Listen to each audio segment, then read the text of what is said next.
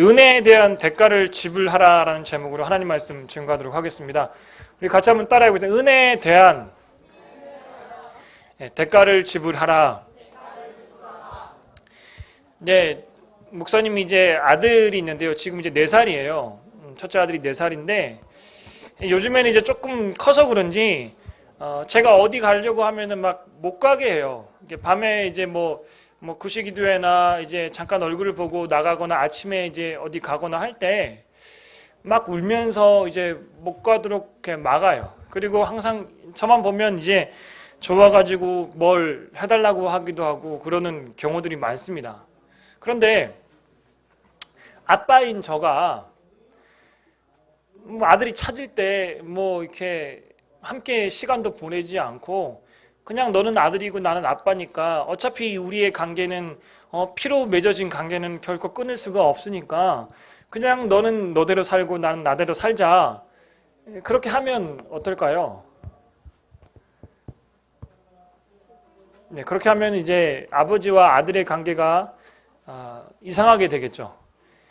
제가 아들과 보다 친밀한 관계들을 누리고 뭔가 아들도 나중에 커서 아빠한테 이야기도 잘하고 그런 어떤 그 부자 관계를 만들어 가기 위해서는 제가 아들에게 좀 더 시간들도 많이 내고 또 아들이 필요로 하는 것들도 좀 더 들어주고 그렇게 하는 어떤 삶이 뒷받침될 때 아들과 아빠와의 관계가 좀 더 친밀한 그런 관계 속에 있을 것입니다. 마찬가지로 어차피 우리는 뭐 피로 맺은 관계인데 부자지간인데 됐지 그게 아니라 우리가 계속해서 깊은 관계들을 만들어 가기 위해서는 아빠인 제가 아들을 위해서 시간도 써야 되고요. 또 돈도 써야 될 때가 많습니다.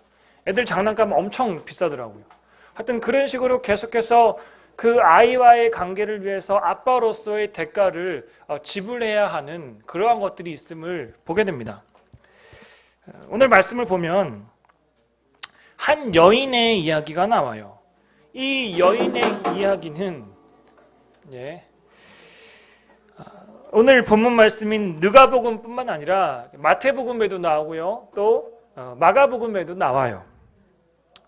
마가복음 14장에 보면 그 바리새인의 집은 베다니에서 나병으로 고생하는 한자 시몬의 집이다라고 이야기합니다. 지금 예수님께서 어떤 시몬이라는 집에 가서 식사를 하고 있는데 그 식사를 하고 있는 상황 가운데 어떤 여자가 불쑥 찾아온 거예요. 불쑥 찾아왔을 때 그러한 상황인데요. 바로 이 예수님께서 식사하고 있는 이 베다니 시몬의 집은 나병으로 고생하고 있는 집이다라고 마가복음 14장에 그렇게 이야기를 하고 있습니다. 그리고 37절 말씀에 보면은 예수님께 찾아온 이 여인에 대해서 이야기를 사람들이 죄인이다라고 이야기해요. 이게 왜 죄인이냐? 성서학자들이 이야기하기를 이 여인은 동네에 있는 모든 사람들이 다 알 수 있을 정도로 어떤 도덕적으로 큰 죄를 지은 여자다라고 이야기를 하기도 하고요. 또 남편이 여러 명이 있을 수도 있다라고 이야기하기도 하고요. 또 창녀일 수도 있다. 하여튼 몇 가지의 이야기를 하고 있어요. 정확하게 나오지는 않지만 분명한 것은 이 여인은 누가 봐도 뭔가 문제가 있는 죄인이라고 할 수밖에 없는 그러한 상황 가운데 있었다라는 것을 우리는 말씀을 통해서 알 수가 있습니다. 그리고 마태복음 26장에 보면 예수님께서 그 시몬에게 초대받아서 식사를 하고 있는데 예수님께서 혼자 식사를 하고 있었던 것이 아니라 여러 제자들과 함께 식사를 하고 있었어요. 그리고 분위기는 꽤나 엄숙했어요. 왜냐하면 예수님과 그 바리새인의 관계가 어떠했을까요? 좋았나요? 좋지 않았나요? 네, 안 좋았어. 유현이가 대답을 잘하네. 그 바리새인과 예수님과의 관계는 대체로 좋지 않았어요. 그래서 이 바리새인이 예수님을 그 식사 자리에 초대했던 것도 예수님을 정말 훌륭한 사람으로 보았다기보다 어떤 이야기를 꺼내서 뭐 시험을 해보거나 뭔가 다른 어떤 이득이 있었기 때문이지 단순히 예수님을 존경해서 식사 자리에 초대했던 것이 아니기 때문에 그 가운데 묘한 어떤 긴장감이 흐르는 그러한 상황 속에 있었습니다. 예수님의 제자들도 아무 이야기 하지 못하고 그냥 밥만 먹는 그런 속이었어요. 여러분들 저 불편한 사람하고 식사하면 어떻죠? 밥이 잘 넘어가요? 맛있는 것만 주면 잘 넘어가요? 네. 고기만 있으면 잘 넘어가는 사람들도 있겠지만 보통은 불편한 사람하고 밥을 먹으면 아무리 맛있는 걸 먹어도 별로 이렇게 불편해. 밥이 잘 안 넘어가. 그냥 라면 먹어도 그냥 마음 맞는 편한 사람들끼리 먹으면 라면이 더 맛있습니다. 하여튼 그러한 지금 불편한 상황 속에서 예수님과 그의 제자들은 함께 식사를 하고 있는 그런 속에 있는 거예요. 그때 그런 분위기를 깨는 어떤 일이 일어났습니다. 갑자기 그 초대받지 못한 이 한 여인이 이 식사 자리에 불쑥 찾아와가지고 예수님의 발 앞에 엎드려서 그 옥합을 깨뜨리는 거예요. 그리고 그 옥합을 깨뜨려서 그 옥합에 나오는 그 향유를 가지고 예수님의 발에 바르고 예수님의 발에 입 맞추고 눈물을 흘리고 예수님의 발을 머리털로 닦고 하여튼 이러한 일들이 일어나고 있습니다. 다들 이게 갑작스러운 일이라서 서로 의아해하며 서로의 얼굴들만을 쳐다보고 있는 지금 그러한 상황 속에 놓여 있는 거예요. 그때 계산이 빠른 몇몇 제자들은 이러한 모습들을 보고 오히려 붕괴하는, 화를 내는 그러한 모습들도 나와요. 마가복음 14장에 보면 그런 이야기들이 나오는데 마가복음 14장 5절에 보면은 이 여인이 깨뜨렸던 그 옥합은 300데나리온 이상에 팔 수 있는 옥합이다라고 이야기합니다. 그래서 300데나리온이 지금의 돈으로 얼마냐면은 약 3천만 원 이상이거든요. 3천만 원 이상. 그러니까 3천만 원 이상 하는 3천만 원이면 우리가 뭘 할 수 있죠?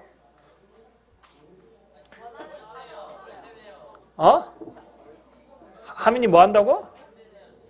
집에 월세 낸다고? 3천만 원 가지고? 네, 우리 하민 착하네. 집에 월세를 생각하고 있는데.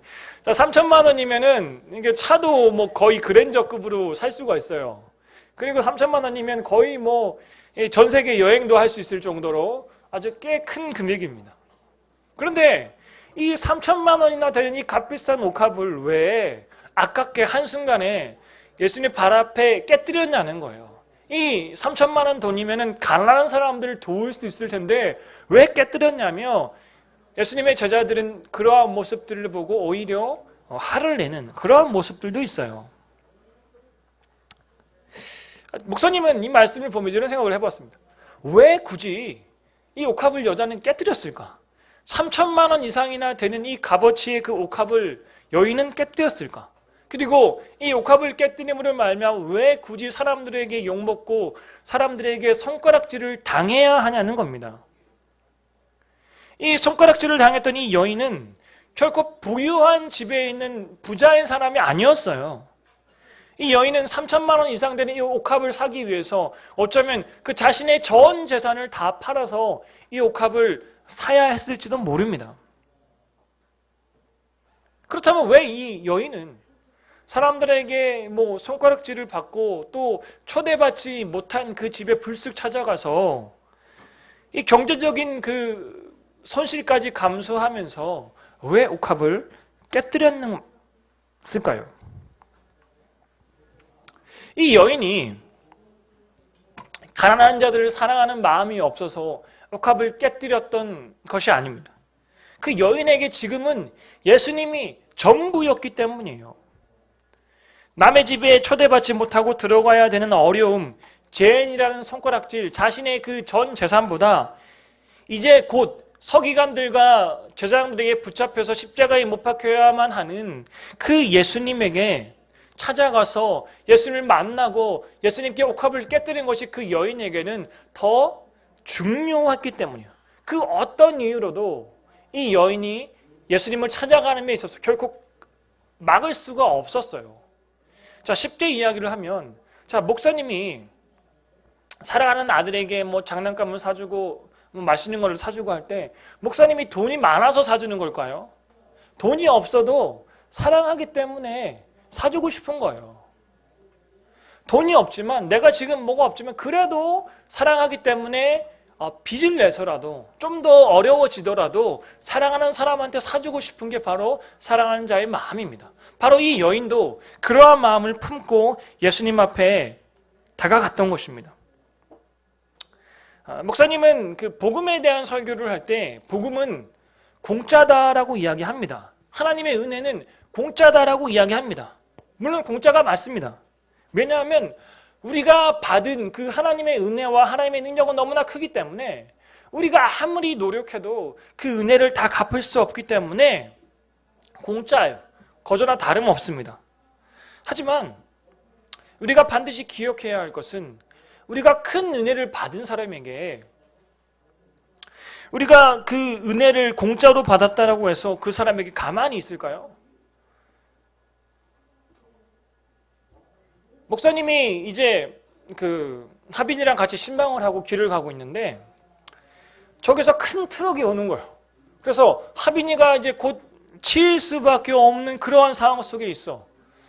목사님이 위험해 이러면서 뛰쳐나가서 하빈이를 구해주면서 목사님이 다리를 다쳤어. 크게 다쳤어. 예를 들어 설명하는 겁니다. 그래서 목사님이 병원에 입원했어요. 삼성의료원에 입원을 했어. 자, 그러면 하빈이가 목사님의 그 은혜를 갚을 수 있을까요? 목사님 대신 다쳐줄 수 있을까? 없어요. 목사님 대신 다쳐줄 수 없으니까 갚을 수가 없어. 그런데 갚을 수 없다라고 해서 하빈이는 자기 할 거 하면서 목사님 병원에 입원했는데 한 번도 찾아오지 않고 그렇게 하는 게 가능할까요? 그렇게 할지도 모르겠지만 그렇게 하면 안 되죠. 어떻게 해서든 다 갚을 수 없지만 그래도 찾아가서 아유 목사님이 나 때문에 다쳤네요 하면 대신해서 눈물 흘리고 또 이제 목사님 뭐 죽도 사와가지고 목사님 떠먹여주고 그렇게 하는 게 인지상정 아니겠습니까? 마찬가지로 우리가 하나님의 은혜를 받았어요. 공짜로 받았다라고 이야기해요. 그런데 거기에서 끝나면 안 된다라는 거예요.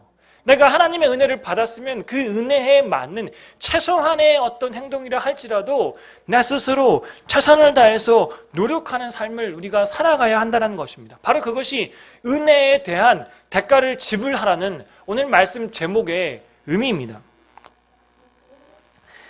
그 여인이 300데나리온의 옥합을 깨뜨린 것처럼 우리의 마음을 하나님께 표현하는 행함 있는 믿음이 우리에게는 필요합니다. 목사님 예전에 자취하면서 이제 혼자 있으면 외로우니까 물고기를 키웠어요. 이제 구피라는 이제 물고기를 한 15마리를 어항 속에서 키웠어. 아주 새끼일 때 가져와가지고 키웠어요. 그런데 그 구피라는 물고기를 15마리를 키워서 이제 먹이도 주고 하는데 나중에 시간이 지나고 보면은 아주 작은 물고기는 작고 큰 애는 되게 커지는 거예요. 왜 그럴까? 먹이를 잘 먹어서. 아, 유연이가 아주 그냥 똑똑하네. 자, 먹이를 잘 먹어서. 자, 여러분들도 이제 물고기 밥 주면 아마 알 텐데 그 물고기 밥을 주면요 잽싸게 와서 먹는 물고기도 있는데 먹이가 있어도 멍하게 가만히 있는 물고기들이 있어. 그런 애들은 밥을 못 먹어요. 그러니까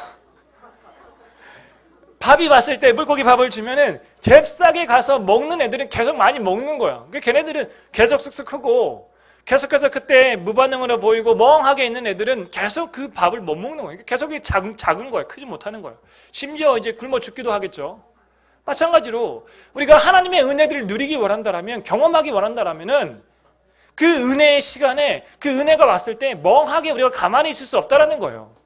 할 테면 해봐라 그게 아니라 내가 먼저 먹이를 찾아 나아가는 그 구피라는 물고기처럼 하나님의 은혜의 자리로 나아가고 은혜의 자리로 사모하고 내가 더 기도하고 말씀들을 보고 그러한 은혜에 대한 대가를 지불하며 기도의 자리로 나아갈 때 우리에게 그런 은혜들이 있을 수 있다는 겁니다.